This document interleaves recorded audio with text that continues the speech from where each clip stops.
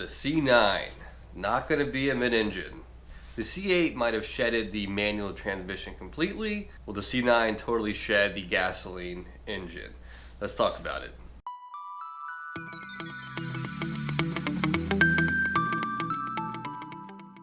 Alright, well, welcome back to the channel, boys and girls. A couple of quick updates before I get into the meat and potatoes of this video. I'm going to be doing a giveaway shortly, the next couple weeks. I am going to swap out my Hurst for a MGW.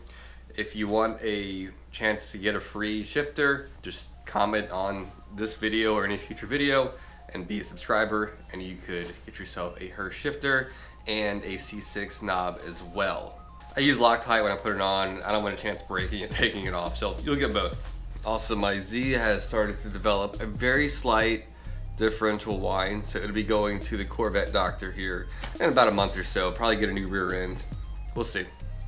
All right, back to the topic at hand. All right, so I know this video is kind of getting ahead of itself. The C8's only in its second production year. However, the C7 only ran for 5 years, so who knows how quickly they'll usher in a C9 Corvette. If I was a betting man, I would guess they're gonna give the C8 a 7-year run, but that's another video for a whole nother topic, another day, whatever. So today let's focus on what the C9 could potentially be and what I kind of alluded to, and that is a totally electric vehicle. An article I came across on Car Buzz kind of piqued my interest, got me thinking and doing some research. It has speculated that there's rumors that the C9 is already in development. I have no doubt it is. I mean, they started the C8 development back in like 2012, I think. Even before the C7 was released, the mid-engine was already in the works. Now, if you're like me, you're not a huge fan of electric cars. This is kind of unfortunate, crummy news, I know, but unfortunately, it is kind of natural progression for electric vehicles to be just a thing, you know, in the very near future. Legislation comes out every year that puts more and more strain on the gasoline engine, thanks to California. And we do have a finite amount of fossil fuels. I understand that. Now, you know, given where most cars and the Corvette will eventually be, an electric vehicle, what will it look like? Obviously, if there's no conventional gasoline engine, that frees up the designer's ability to make it more of a front engine design, if you will. And it'll make the Corvette look more like a Corvette. If it does go back to a more traditional look, it'll make the C8, looking back decades from now, kind of a one-off car, kind of different, if you will. Which isn't a bad thing, it'll just make it kind of unique. To me, that's very interesting. I don't mind the look of the C8. I do prefer the look of the long hood Corvette. It's what we're all used to for, for almost 65 years, but I wouldn't mind going back to that traditional style. All right, now here's some things we do know. The latter years of the C8 is gonna be a hybrid type situation. GM has copyrighted the term E-Ray. It doesn't take a rocket scientist to put two and two together.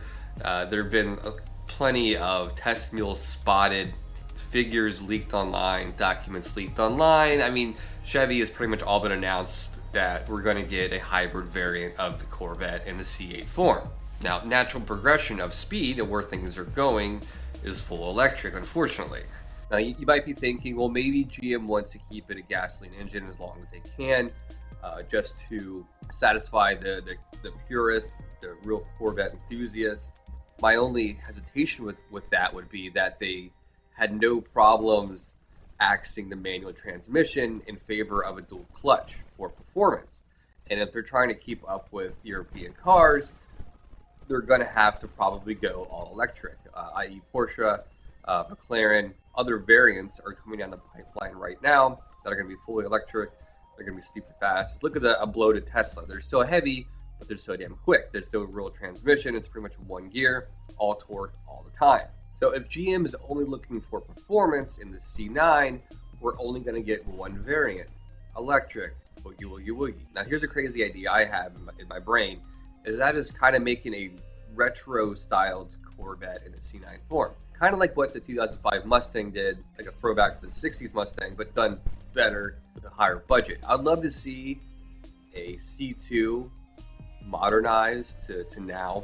Kind of make the Corvette a little smaller again. If it's full electric, sure. But I would love to see something to that design that very unique essence of what Corvette is. To me, the C2 really sums up what a Corvette is supposed to look like. And you know, over the years, we've got different variants of that, but at its core, the C1 was still trying to find itself. By C2, they kind of knew what they were doing, what they wanted, and where they were going. The C3's almost too cartoony. It's interesting. Little kid me loved the C3. Adult me, I think it's kind of goofy, but it's still a cool car. And there's so much room for speculation of what the C9 will look like. Who knows? No one knows unless you work for GM, and he knows. Maybe GM people in different departments are trolling videos like this looking for ideas. Who knows? A quick side note just popped in my head. And for the love of God, for the C8, give us a yellow that does not look like a turd. I cannot stand the highlighter yellow that GM is using on their line right now. It looks awful. I would love to see a C8 at a proper yellow. Yeah, in the brand. But minus the yellow, all the other colors in the C8 lineup are much better than what GM has used in the past, so I can't complain too much. But I'd love to see a proper yellow on the C8. Now, another thing that could be interesting on the C9, and hear me out, it's gonna sound crazy, but a third seat. With all the space saving using electric motors and batteries on the floorboards, it frees up a lot of space in the interior. I.e., look at the Tesla. The S has the jump seats in the back. The OG McLaren, which has 3 seats, you know what I mean? You're in the middle, and then you're flanked by your passengers.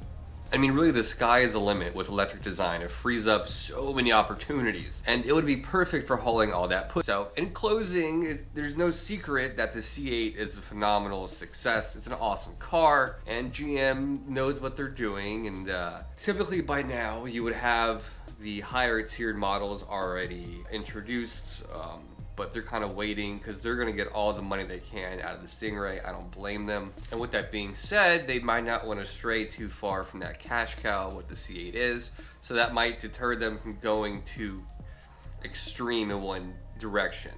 And to me, that'd be kind of disappointing. But from a business perspective, I understand it. And hopefully by then, C8 prices will be normal. All right, I feel like I'm making this video a lot longer than I anticipated. I'm going to make a quick, short little video. But I want to hear you guys' thoughts on the C9 Corvette, what it may be and what it probably is going to be, which is an all-electric car, which is fine, but I hope the styling is there to give it still that Corvette feel, you know? So who knows what we're going to get. I would love to see them maybe squeeze another gasoline engine into the C9. I don't know. We'll see. But, alright kids, that's all for today, and I'll catch you guys next time. Later.